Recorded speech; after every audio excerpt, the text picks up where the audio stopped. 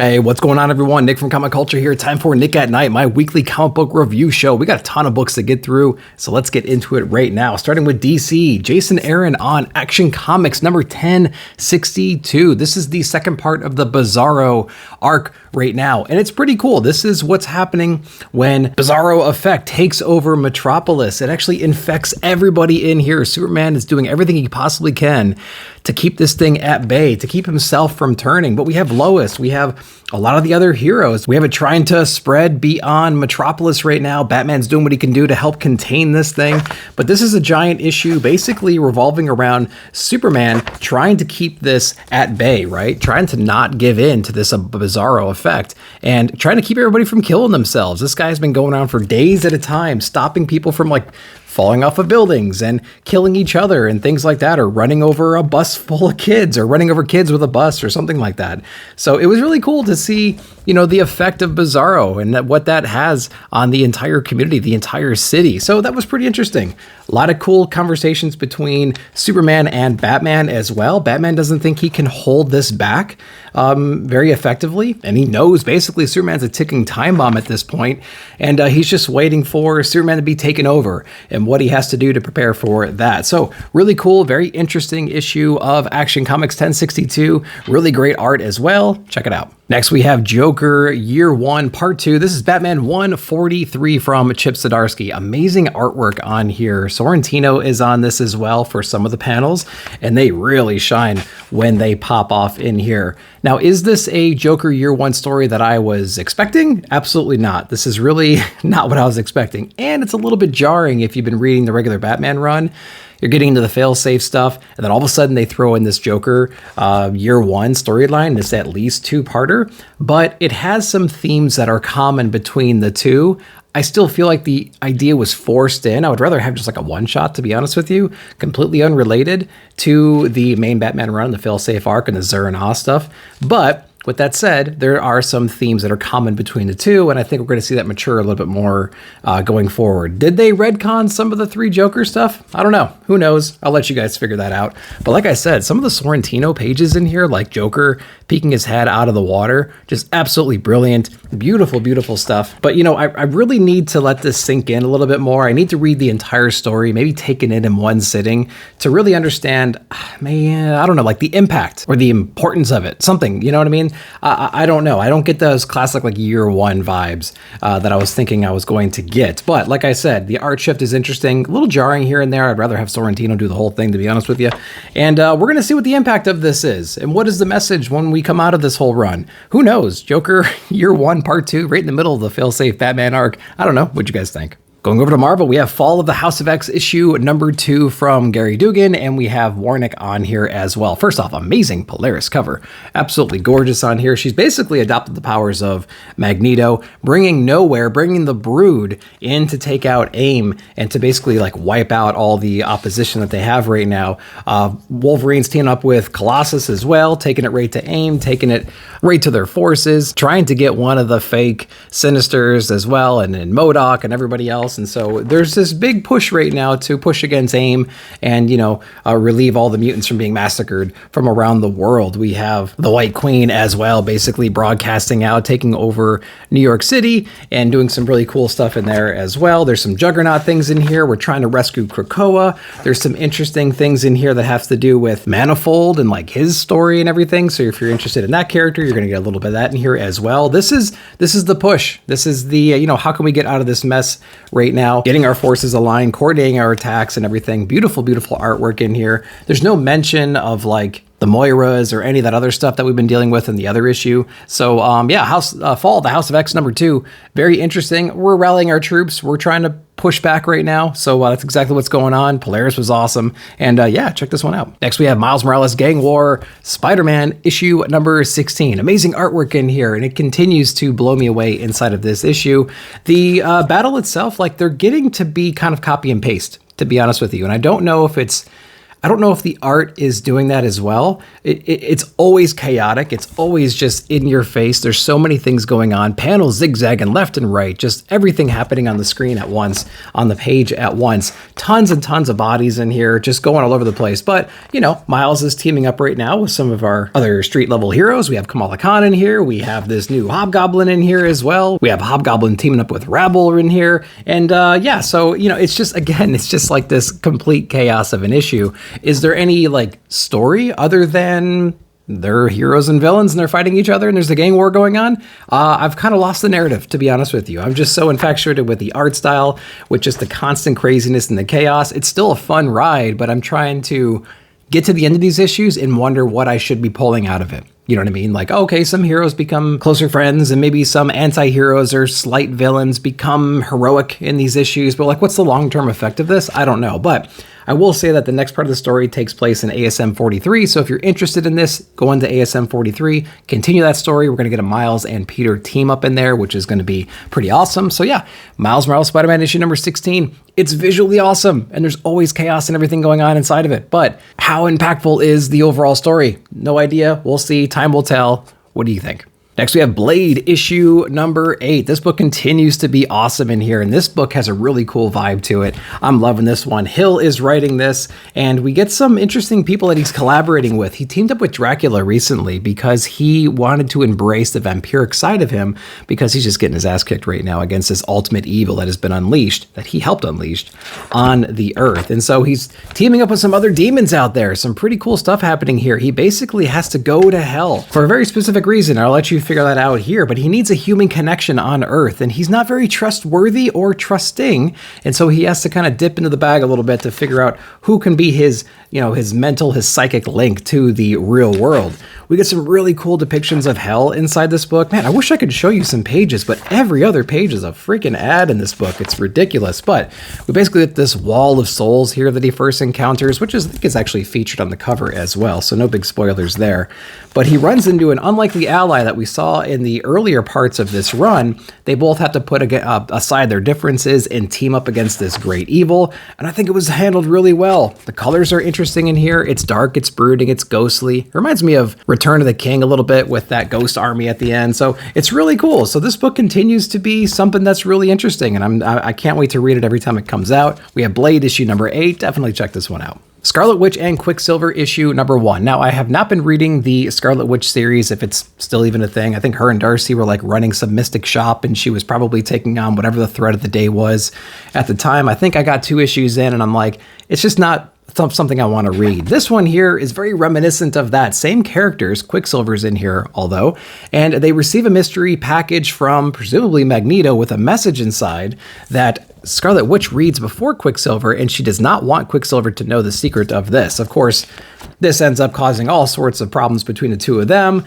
They rip off, you know, scabs of wounds that we're trying to heal, and so Quicksilver's just being a big baby right now, running around telling the world, narrating to himself how much of a pain in the butt his sister is and how she never trusts them and everything. And then all of a sudden we got this team of people that are coming in trying to take them out because, of course, there's a power vacuum with Magneto gone or something like that. And now we got the Wizard stepping up into here and causing some trouble. So, I mean, like, this was not like my cup of tea at all. There's a lot of just annoying banter in here. Steve Orlando's on here.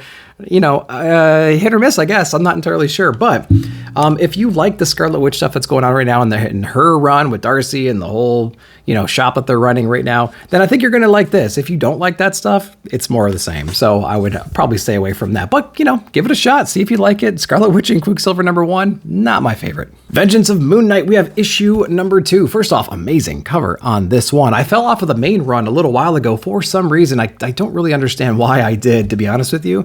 And then all of a sudden months and months and months stacked up, and then, you know, it is what it is. So when Vengeance of Moon Knight number 1 came out, I'm like, this is a great place to jump in. Before I get into this one, can I just say that Marvel books are really, really annoying right now, because you get a page of action, then you get an ad. Then you get a couple pages, then you get an ad, then you get a page, then you get an ad, then you get a page, then you get an ad, then you get a page. Do you see what I'm saying here? It's ridiculous. Half the book is ads, and they're sprinkling it in. Look at this, over and over again. Anyway, another one. Okay, so it makes it very hard to like show you art, but we still get that same amazing art that we come to know and love in here. Jed McKay's on here as well. And Capucio, I think, is on the art. I think that's how you pronounce that. Very vibrant, very bright, light, just like radiance. Great color job, great lines and everything, great characterizations. We have this new Moon Knight. Mark Spector's Moon Knight was killed in a previous arc. And, we still have Hunter's Moon and we have some, the Midnight Mission and everybody else involved. There's this new Moon Knight, mysterious Moon Knight has come back, and he seems to have been like short-term memory wiped at the least, right? He doesn't really recognize everybody. He wants to go on his mission. He sees them as obstacles. He has no connection with them. And so he thinks he's the Moon Knight, the one and true, and everybody else around him's like, no, dude, we saw him die, and we don't know who you are, but you're not taking over. That's basically what's going on in here. So we get to this gigantic battle between the Moon Knight mission folks and this presumably imposter Moon Knight until we learn otherwise. So if you fell out of Moon Knight for whatever reason, like I did, jump back in on Vengeance because it's really cool. Amazing art, great storytelling, great characters. Check it out. All right, Marvel's Night Thrasher issue number 1. I know a lot of you guys are probably picking this up because you cared about this character in the past. I got to tell you, as a new reader, somebody who's never read those older things, I jumped into here not knowing what's going on. And to be honest with you, didn't really fly with me. And before you go into the comments and say I don't know anything, that's true. And the other thing is, I don't care about this character really. I read this issue. It seems like a guy that was part of a superhero team, street level hero, who was out of the game for a long time. His family has apparently had ties to this giant corporation that has lots of influence everywhere and was probably corrupt over the years. He's coming back in power. He wants to eliminate the corruption by eliminating the corporation itself. He puts the suit back on because he can make, progress that way as well, cleaning up the streets and things like that. And he runs across an old friend, that's now a leader of this gang. So, we're going to see what's going on. The art didn't really do it any favors, to be honest with you. And the storytelling was okay. It's like Bruce Wayne going back to Wayne Enterprises and saying, I'm going to shut this down because it's all corrupt. That's basically what I read here. So, you guys that love Night Thrasher, I'm sure you're going to love this one, and I'm so happy for you. Didn't jive with me as someone who didn't know anything about this. Tell me I'm wrong in the comments. Issue number 1, Night Thrasher, nah. But another blast from the past. This one's from Image Comics. We have Dutch issue number 1. Again, a character I have no familiarity with, but it's a totally different approach to a number 1 for somebody who hasn't read this book before or has read anything from this character. I think first off, the artistic style in this book was way more entertaining, to be honest with you. A lot more action. We start off with this guy infiltrating basically the CIA, jumping around all their turrets and their sonic blasts and things like that. We get introduced to some mysterious woman over here who he has a history with, and she was an ex-superhero. And there's this looming threat that was never resolved in this guy's life. He thinks is kind of resurrecting right now, got him back in his sights, and so now he's trying to warn the people in power that something bad is on the way. And that's exactly what happens in here, and he's not wrong, right? And so we get to see a lot of cool stuff, a lot of interesting action. The story was very simple to follow. The art was fun and energetic, and so many things were going on. So if you're going to resurrect a character and you're going to bring him back in, presumably to a large audience that has never seen this character before, then you need to do it right. I think Dutch number 1 did a way better job than Night Thrasher personally, but let me know what you guys think down below. Next, we have Daniel Warren Johnson on Transformers issue number 5. What a brilliant, brilliant issue this is right here. From the very, very opening, we had a scene previously where the Autobots and Decepticons were fighting. It involved a hospital as well. Part of that hospital was destroyed. There were some sacrifices made on the Autobot side to keep that alive because Optimus really understands the importance of life in general and puts human life in high regard here. And there's this great moment right here in the beginning where the soldier that we've been following now for a couple of issues and Optimus are having this conversation about the experiences of war from each of their perspectives, right? And it's just a really cool moment where they both realize that war is universal. Doesn't matter where you come from. If you're from the cosmos or you're right here on Earth, war is an inevitability almost, and you just do what you can do to save the people you can, and hopefully the good guys win. And I think that's really cool. Of course, on the Autobot side, we have a few more resurrections and some newer characters that were introduced. Those characters kick ass in this issue for sure. We have Optimus with his new weapon. In case you haven't been following, I'm not going to tell you what that is. He's putting that to good use. And this is just like every other issue of Transformers so far. It's high octane. It's super, super kinetic. There's shocks on both sides. Ups and downs for sure. Just when you think the Autobots are ahead of the game, Decepticons come. It's got me so excited to see what the next issue is going to bring, and then the subsequent arcs. Daniel Warren Johnson's going to be dropping from the art side of this, but he's going to continue the writing for a little while, and I'm super excited. So man, Transformers, if you're not on this, get the collected edition of the first arc or try to grab some of the reprints. There's a ton of them out there. This book is a must read, I think. Definitely check it out. Next, we have Kill Your Darlings, issue number 6. Now, this has been a really interesting book, and last issue, we had a little bit of an explanation of what this power is, this evil essence in the land that may have caused all this chaos. And we get some more explanation in here as well as to how that evilness has survived generation after generation after generation. And it's some pretty sick stuff, man, to be honest with you. Now, this witch has a very interesting ritual that she basically sacrifices the lives of her grandchildren to stay alive, and there's this ritualistic sacrifice that happens in this book that explains all of this. And first off, look at that double page cover, that wraparound cover right there. That is absolutely brilliant as well. So we get some details on how this witch has been able to stay alive and the connection between this witch and our main character that we've been following this whole time and this demon that has possessed her friend. Man, it's all wrapped up inside of this book, and it's beautiful too. So basically we have our fairyland under attack, we have our girl who's basically been ripped apart mentally, and we got some pretty cool stuff happening in here. So Kill Your Darlings continues to be a book that surprises me month after month. Collected edition is going to read very, very well in case you're not reading this one. So yeah, man, Kill Your Darlings, issue number 6. Check this book out. Kodransky on Blood Commandment. This is the last issue in this arc, and it was a banger issue, man. You definitely check this out. Amazing covers on here as well as in the variants. The interior artwork is absolutely beautiful.